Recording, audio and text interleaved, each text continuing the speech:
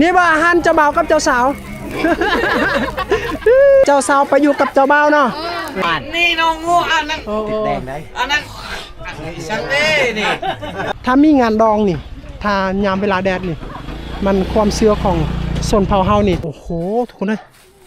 นี่บ้านเดือกเหี่ยวท่องอิดอ่ะเอาสบายดีทุกคนยินดีต้อนรับพี่น้องที่เข้ามาติดตามรับชมและเป็นกำลังใจนะเดี๋ยวนี้เฮากะอยู่ที่บ้านปัจจุดอนนะทุกคนถ้าเป็นภาษาของเผ่าเอิ้นแบบดอนแต่เป็นภาษาลาวเอิ้นว่าดอนปัจจุดอนขึ้นปัจจุดอนนี้มี2ฝากนะฝากนั่นและฝากนี้เส้นทางมันอยู่กลางบ้านและขึ้นทั้งแม่นไปสมุยลงลุ่มหันก็จะแม่นไปสารวันลงไปหอดพุ่นเลยนะก็จะเป็นเส้นทางดินแดงนะทุกคนภาคเบื้องนั้นกับภาคเบื้องเขาอยู่นี่ก็ภาคเบื้องนี้ลายกว่าเลย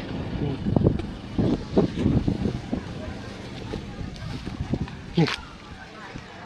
บูว่าเขาเห็นยังนะทุกคนมีหลายคนนะนี่จะปีงานบ่จักงานอะไรยังนี่โอ้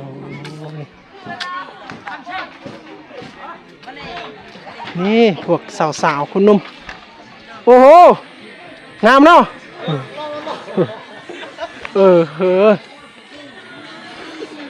เขาเห็นยังมีหลายคนนี่เขาเห็นยังดีนี่กินดองครับกินดองอยู่บ้านโอ้มีงานดองเนาะมีผู้สาวผู้แซวมีคนนุ่มเนาะแล้วก็จะไปงานเลยทุกคนนะโอ้มีงานดองเผาอันนั้นกระตางเลยนี่เอาแต่ว่าคนนี้กับบอลายนะก็จะเป็นงานดองอันในเคสนบทงานดองเล็กๆน้อยๆนะทุกคนนะโอ้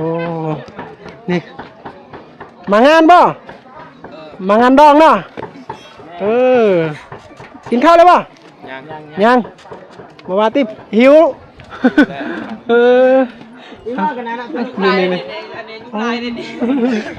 นี่พวกที่มางานดองได้นะทุกคนเลยผักบรรยากาศคักขนาดได้เบิ้งไปเบิ้งอันเขาเจ้าเห็ดยังอยู่ในฮันมีหลายคนได้เขามาหาก็เห็นงานในเขตนี้ได้มันก็ทุกนี้จะเป็นลำโพงตู้เครื่องของอีกอย่างนี้ก็จะเป็นวายอันนั้นเราเขาจะเราดองบอกง่ายๆนะนี่โอ้มีหลายหลังคาเฮือนมีหลายหลังคาเฮือนเต็มไปด้วยแขกผู้คนมากมายนะโอ้ผู้สาวผู้แสว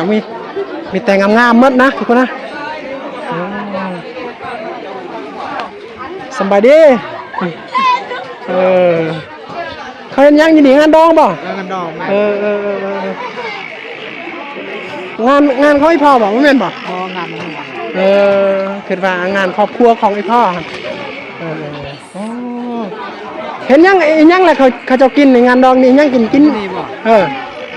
มูกับน้ำหมูโอ้กินหมูกับหัวแค่นี้กินหัวได้เนาะแค่เฮานี่กินงัวบ่ได้งานดองนี่กินงัวบ่ได้แค่นี้กินงัวได้เนาะเท่างานดองได้นี่งานดองอันเผาย่างนี่เผากระตั้งบ่เผาตัวอ้อยงานดองเผาตัวอ้อยนะทุกคนนะป้าเถอะนี่ไปง่ายไหมบ่แม่นผู้สาวอันนี้นี่คือเจ้าสาวบ่นี่แม่นโอ้ก็บ่อยากจะเยอะใหม่หนักก็บ่เจ้าสาวเนาะโอ้การแต่งตัวมันแบบธรรมดาเลยในเขตนี้นะการแต่งตัวบ่คืออันนั้นเจ้าบ่าวเจ้าสาวอันพี่น้องเราลุ่มหรือว่าคนไทยส่วนเผ่าเฮานี่การแต่งตัวเจ้าบ่าวเจ้าสาวมันเป็นแบบธรรมดาเลยนะทุกคนพี่โอ้นี่ว่าอาหารเจ้าบ่าวกับเจ้าสาวเป็นตาแซ่บเนาะปลาดุกปิ้งอาหารของเจ้าบ่าวเจ้าสาวมาเผาตะโอยป่ะชนเผาตะโอยป่ะนี่ เจ้าบ่าวอยู่นี่บอกเลยว่าเจ้าสาวเขาเอามาแต่พุ่น บ้านนี่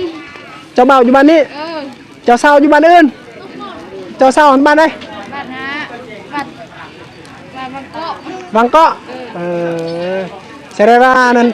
เจ้าสาวไปอยู่กับเจ้าบ่าวเนาะมันคล้ายๆกับบ้านนั้นมาอยู่นี่ ของเอามาลูกไผ่แม่ป่ะพ่อแม่น นี่ร้าน ร้านของไอ้แม่ เจ้าบ่าวมาแล้ว เฮ้ยเราจะบ่าวบ่นี่บ่เจ้าบ่าว นี่ โอ้เจ้าบ่าวเจ้าสาวนะเอาทุกคนเนี่ยประเพณีของอัน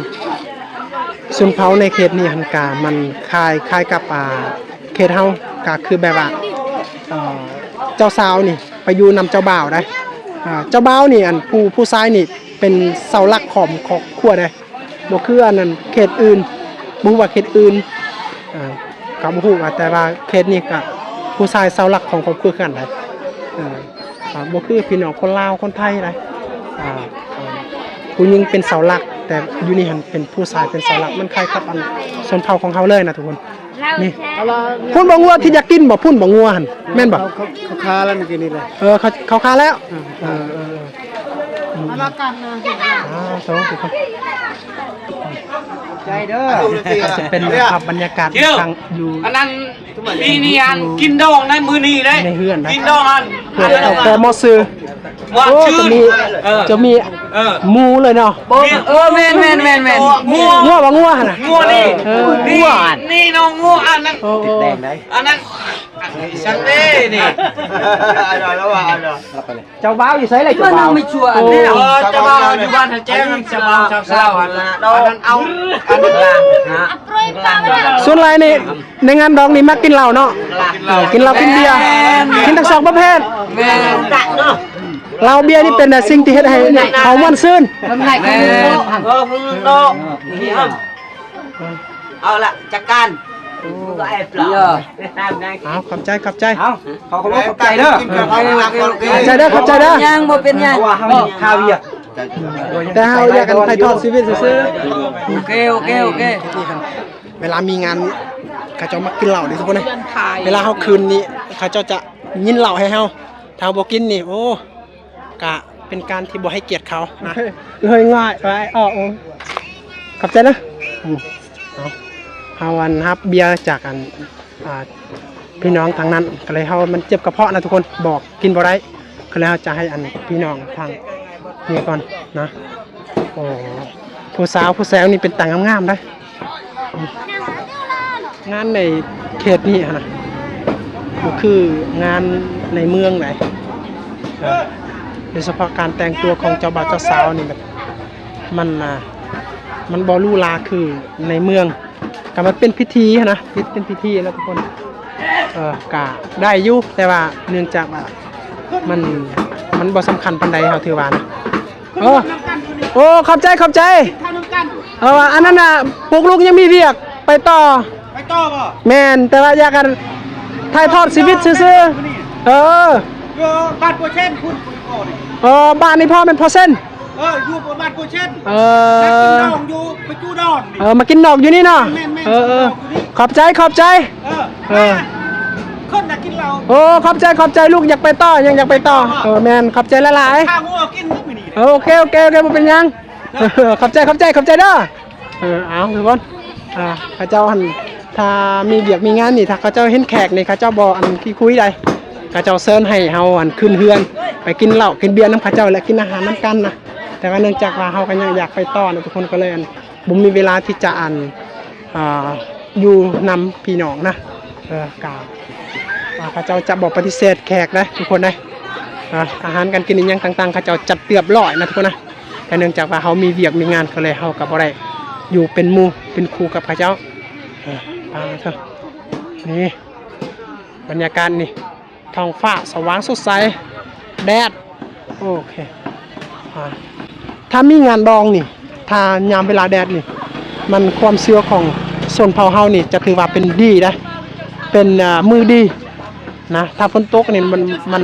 บ่ค่อยดีปานใดแต่ว่ายามแดดนี่ถ้าแดดนี่โอเคอยู่นะเขาเชื่อว่าโอเคร่ำรวย นะ ทำที่จะประกอบส่วน เขาเจ้าส่วนขึ้นกินข้าววะ เรื่องคนส่วนใน เออ เล่าบ่แม่นงานเล่าอันลูกมั่น โอ้ลาวลกมัน แสดงว่าบ่ได้มีส่วนร่วมในฮันติเอานี่ก็ครอบครัวหนึงที่เชิญเฮาอันขึ้นเฮือนกับบ่แม่นว่าบ่ได้เกี่ยวข้องกับงานดองใดเพิ่นนี่เป็นมือที่ลาวลกมันนะนี่เบิ่งขึ้นเบิ่งอาหารลกมันก่อนได้ยังกินอาหารลกมันนี่ อันโดน โอ้ย มันน่ะอิน มาแตงเนาะ มาแตง บ่ได้ไปกินกับงานดองกับเขาติ โมเมนต์ ต่าง ต่างกันเนาะ มันกัน มาคุณมัน เขาเจ้าคุณมั่น มาเฮ็ดงาน ได้คนหมดเลยวะยัง ได้คนอะไรมึงยาหนึ่งกินข้าว โอ้ หน่อยไปอีก ข้าวหนึ่งมากกินข้าว โอเคขอบใจได้มันปีนี้หลายเท่าไรสำไร มันก็ได้นะ 5 ล้าน 5 ล้านเขาซื้อเท่าไรอยู่นี่ โลพันชาม โล1,300พันชามมันปกติ โอ้ก็ใครอยู่นี่โล1,300อยู่บ้านเฮามีแต่900 ทำเงิน เสมอกัน900 ตรงล้าน โอ้โหทุกคนเลยนี่ จะเป็นนันเล็กเศษของเล็กระเบิดได้ ตัวนี้จะเป็นเล็กระเบิดใหญ่นะทุกคนนี่ก็จะเป็นระเบิดใหญ่ได้ ตอนสมัยสงครามนี่จะกระเจ้าไปขุดไปไงเอานะเบิ้งนี่ตัวมันแตกแล้วนี่ตัวนี้ปลาเท่ามีหลายอันได้นี่โอ้โหแต่ว่ามันยังข้าเจ้าอันขุดนี่ข้าเจ้าอันที่หนึ่งข้าเจ้าอยากคาอันที่สองนี่ข้าเจ้าจะเฮ็ดอันใส่ขี้ดินทั้งนี้นะใส่ขี้ดินให้มันเต็มเลยอันปลูกผักอย่างต่างๆนี่ข้าเจ้าใส่ได้เนี่ยปลาโถทุกคนเลยนี่มีหลายอันเลยนี่เลยโอ้โหนี่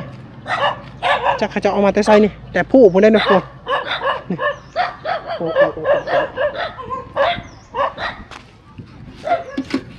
แต่เล็กอันนี้เห็นเฮาว่าสามารถตีดำตีฟ้าได้อาจจะเป็นเล็กบางๆก็จะเป็นเล็กระเบิดนะคิมยังคุณมาโอ้ขายดีป่ะได้ขายดีอยู่ป่ะโอ้บ้านกูนาวฮะบ้านเดือกเnhiều không ít à đi bản đồ bạn hả đi tới chỗ mò đi tới tối luônเอาหาได้พบเป็นพี่น้องคนเวียดที่เขาเจ้ามาขายซินสายโซ่ฮะตามแถวนี้ได้ทุกคนเลยเขาเจ้ามาแต่ลังเอาบ่เลื่อยเป็นคนเลื่อยนะทุกคนที่มาขายเลาะขายเครื่องแถวนี้โทษอาจจะไปไก่ขนาดเลยนะทุกคนนะเป็นเผาได้แต่ว่าแม่นคนเวียดเป็นเผาอีหยังเขาบ่ฮู้นะคุณผัวเพิ่นนี่ตามแคมทางนี่จะมีเฮือนของพี่น้องคนเวียดที่เขาเจ้าขายเครื่องได้มีเครื่องของหลายสิ่งหลายอย่างนะจะมีหันเอาสำหรับคลิปนี้เฮาก็อยากพาพี่น้องกะซ้ำนี่แหละทุกคนมีแต่เฮาอยากเดินทางต่อไปมีแต่ให้พี่น้องกะติดตามชมนำกัน EP ต่อไปนะสำหรับ EP นี้เราเต็มอยากจะลาพี่น้องไปก่อนบ๊ายบาย